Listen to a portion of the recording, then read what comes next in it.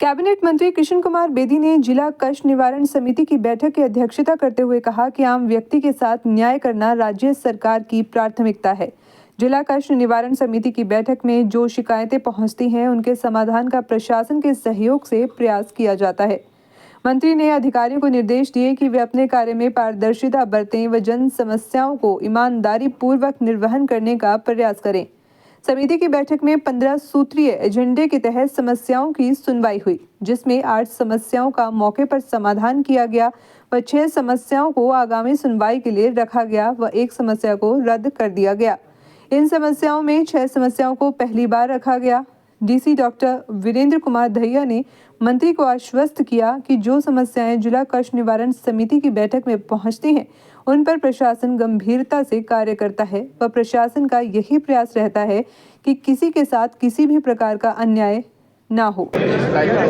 आज जिला कष्ट निवारण समिति की इस बैठक में टोटल 15 एजेंडा आइटम थी, जिसमें से 8 का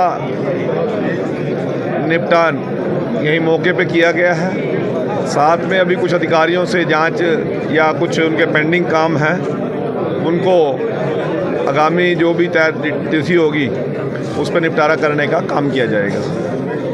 पीडीआई फिर सर आज फिर सख्ती दिखी है, 15 दिन का फिर समय उन्होंने मांगा है, काफ़ी परेशान है। नहीं, मेरा कोई व्यक्तिगत किसी से नहीं है, परंतु उन लोगों का जो रोना आप भी देख रहे थे ना, उनके साथ जाती हो रही है, उन परिवारों के साथ। अब उनका जीवन भर का सारा मैटर था, अब वो कहीं कहीं जाने लायक नहीं है बच्चे। वो आप भी समझ रहे होंगे उनकी विपदा को, तो अब उनको थोड़ी बहुत राहत मिले तो क्या इससे क्या जाता है, और उनकी वो ड्यूटी बनती है राहत देना। अब नहीं दे रहे, लापरवाही बरत रहे हैं, तो लोग प्रशासन के पास आएंगे, सरकार के पास आएंगे, और कहाँ जाएंगे। आप लोगों को सारी विपदा का उनकी पता है, उनके साथ नजायज हो रखा है। सर, संगठन चुनाव होने की तैयारी हो रही है, 1 जनवरी से 31 जनवरी तक चलेगा कार्यक्रम। क्या संगठन के चुनाव कार्य शुरू हो चुके हैं? जी, संगठन के 1 जनवरी से 5 जनवरी तक हमारा बूथ कमेटी का गठन होगा, और 6 जनवरी से 12 जनवरी तक हमारा मंडलों का गठन होगा। ये बैठ के हमारी संगठन की टीम ने तय किया है, केंद्रीय नेतृत्व ने तय किया है। इस विषय पर संगठन की जो टीम है वो काम कर रही है। नगर निगम चुनाव तैयारी है सर, इसका मतलब? नगर निगम चुनाव की तैयारियों में भी लगे हुए हैं। काफ़ी जगह नगर निगम और नगर पालिका, नगर परिषद के चुनाव पेंडिंग है। सरकार पूरी तरह उसमें लगी हुई है। जैसे ही चुनाव हरियाणा चुनाव आयोग हमें क्लियरेंस देगा, हम तुरंत ही चुनाव कराने के लिए तैयार बैठे। समाधान शिविर के माध्यम से तमाम समस्याएं डीसी महोदय, एसपी महोदय समाप्त भी कर रहे हैं, फिर भी कोई समस्याएं आती है सर, क्या कुछ कहना चाहिए? कितनी समस्याएं आती हैं? अरे कितनी समस्याएं, ये इतना बड़ा जिला है, और ये समस्याएं कोई हमारे टाइम में शुरू हुई हैं, जो पिछली सरकारें थी उस समय नहीं थी, उससे पहले सरकारें नहीं थी। ये तो सतत चलने वाला एक सिस्टम है। लोग डे बाय डे रहती है समस्याएं, तो और समाधान करना हमारी जिम्मेवारी बनती है, परंतु इतनी कम समस्याएं आ रही हैं क्योंकि सीएम विंडो के माध्यम से समाधान जो हमारे दरबार लगते हैं उसके माध्यम से, और हर समस्या का एक सत्र भी होता है।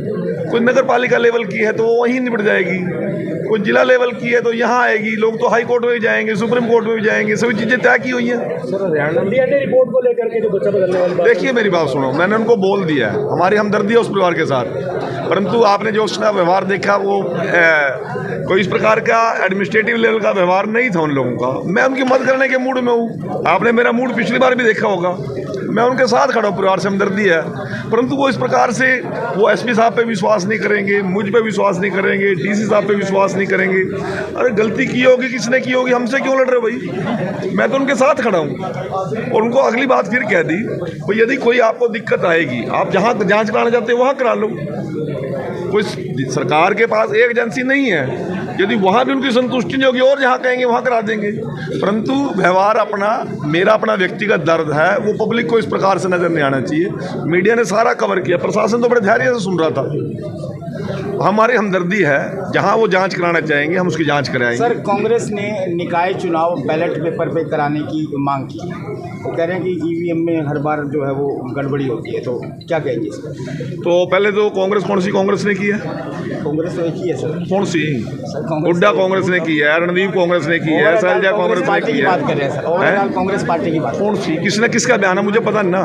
सारी कांग्रेस, किसका बयान है मुझे पता नहीं इस बयान के बारे में। कांग्रेस की तरफ से ही पूरा बयान आया तो है। कांग्रेस को पहले तो दीपेंद्र हुड्डा एमपी बनाया, वो भी ऐसे बना है, ईवीएम से बना, उसका कह दे रिजाइन दे, मैं तो इसमें राजी नहीं हूँ, मेरा चुनाव गलत हुआ गया। शैलजा जी रिजाइन दे दे, जयप्रकाश जी मेंबर पार्लियामेंट है वो दे दे रिजाइन, और फूलचंद मुलाना जी का बेटा वो बना है, जितने विधायक हैं वो भी दे रिजाइन। भाई हमारा चुनाव गलत हुआ जाए, हमें तो ईवीएम पे विश्वास नहीं देना। इस पर आप क्या कहेंगे सर? नहीं, मैं आपसे पूछ रहा, पूछ लेना उनसे, देंगे रिजाइन क्या? उनका जो बयान आया है कि वो रिजाइन देंगे क्या?